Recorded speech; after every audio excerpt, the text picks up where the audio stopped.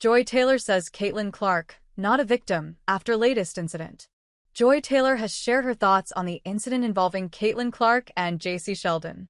In the Indiana Fever's 88-71 win over the Connecticut Sun, multiple players were tossed in the closing moments of the game after a brawl erupted between Sheldon, Sophie Cunningham, and other players.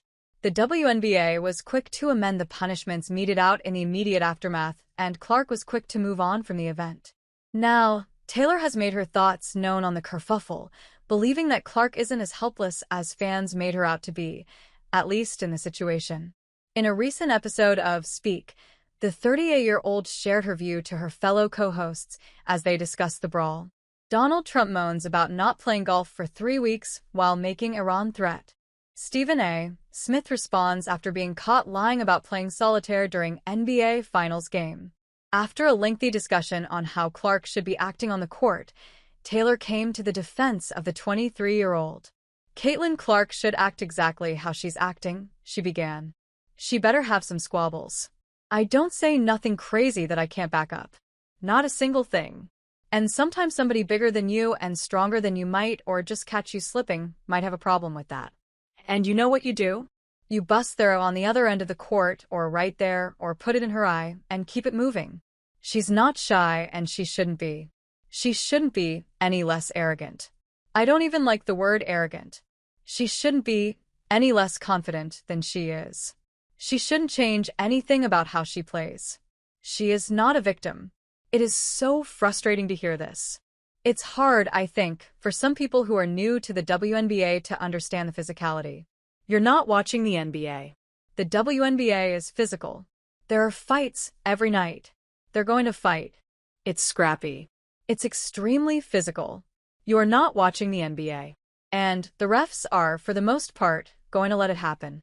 Taylor then remarked how asinine it would be for players to play a specific way when they match up with a Fever star. We're playing Caitlin tonight, Taylor continued.